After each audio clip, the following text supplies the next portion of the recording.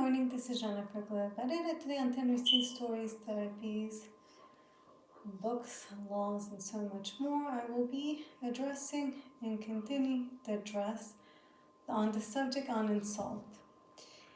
Any woman or any man who has consulted with a doctor, a psychiatrist, or is using this as a consultant, let's say if you're working on a series, and you want to know on depth what authors or what makes the mind breaks or what makes the mind work in a specific way that a person or character would start insulting or is triggered to only insult.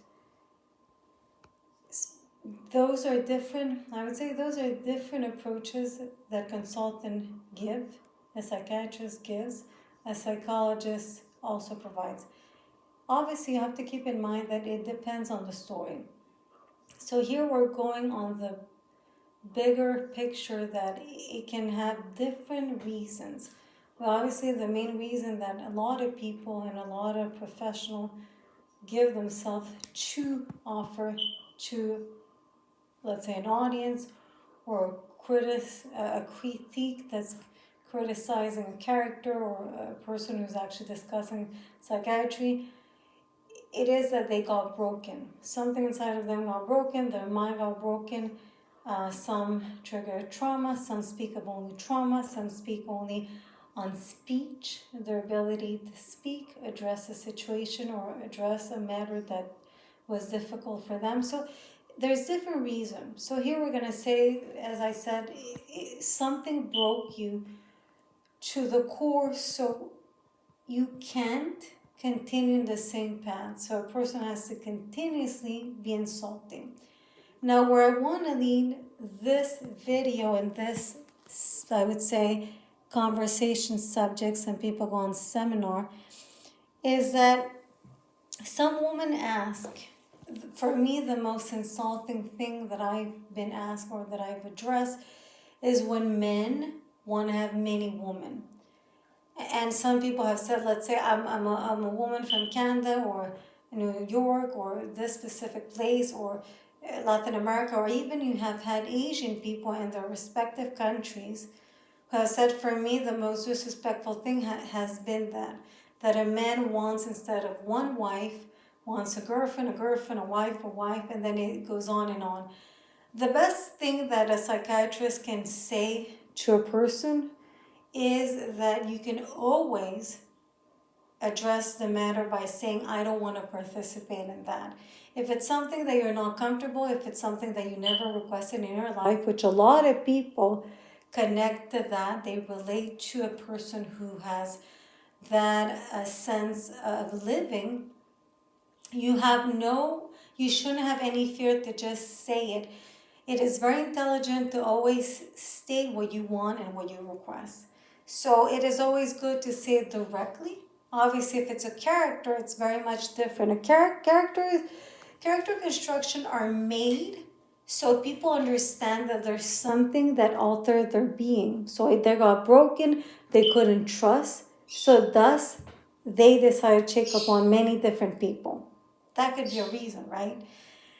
So, as I said, is that stupid? Are women or men characterized as stupid? No. If you ask a psychiatrist, you're not a stupid person. If you're living as a character, obviously it's fictional, so it's not stupid. If it's your true life, then people can have a different approach of how they perceive you, right? Their perception is one. Their reality can be another one. You can have a lot of people that will discuss, but obviously there's there's many psychiatrists out there who imply that stability is always suggested and always appreciated in life. So obviously you don't want to encourage a person to feel stupid.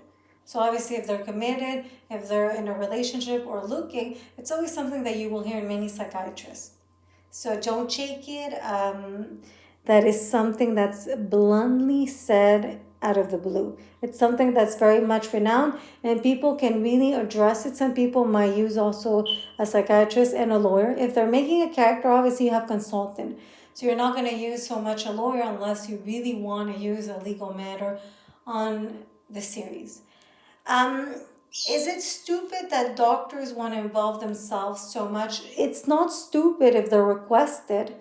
A doctor shouldn't impose himself. If it's a character, they shouldn't impose themselves also in people's life. But obviously, if you request that specific aid, then you're obviously getting an authentic, truthful opinion.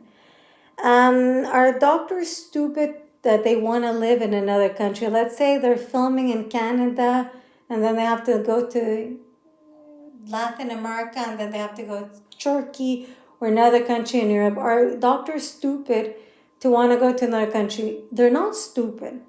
Doctors are very intelligent people, but you have to understand that a doctor shouldn't compromise the life of another person. They shouldn't compromise the money and asset of another human being. Actors make, once they make their money, they make good money. Owners, if they have their own ownership, they can make good money. Any person who makes a good living wouldn't want to compromise their living for a doctor, so they're not stupid, the doctors. I'm saying this because some doctors see some specific places in countries and they want to go there. So obviously they have the procedures that they have to follow. And even those that are called upon as doctors to come with, let's say, a series or just to be a consultant from afar or just travel once, whatever it is the reason, a doctor shouldn't be stupid to bother, let's say, a production, or let's say a person who's living a difficulty or a challenge. A doctor mustn't do that, for it is not intelligent and it is not in any shape of, it never encourages the well-being of another human being, and thus it doesn't encourage his own well-being.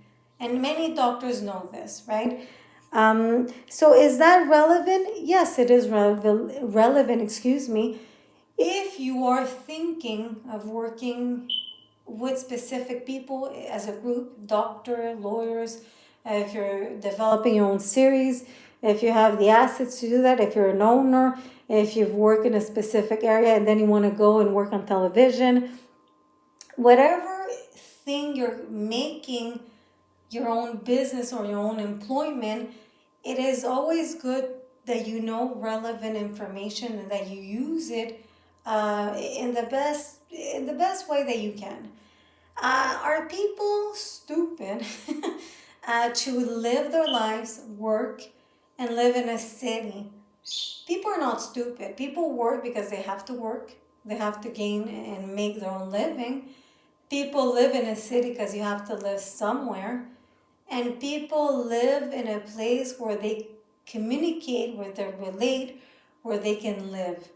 Obviously, there's people that relate more to others than some others. Like there's people that are more, I would say, some are closed-minded, some are more social. Some personalities are outgoing. Some personalities are more into the communities. But it is never stupid if a person works and lives in a specific area.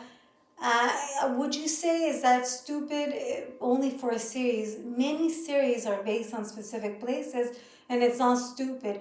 If you yourself as a consultant or as a developer, or as let's say, yeah, as a person who's consulting with a psychiatrist and it's based on your truth and you want to take it into another area, it is not stupid. But you can take it and shape it as you want. Shape it and form the way you want your series, because that's always very beneficial for yourself in the first place, and then it becomes very nice for other people that understand you. A lot of people, once they study abroad or once they study in another country, they get that understanding of how you go to a place, and sometimes you don't feel comfortable with everything, but you study there. So you understand that you're there for a specific time, you want to gain the more that you can, and then you want to leave if that's your purpose, and then come back to your place, or go back to a city where you feel you belong, or stay in that specific place, right? If you want to stay in that specific country, then that's different, because you're approaching the place where you're at, and you're extending your stay after your studies.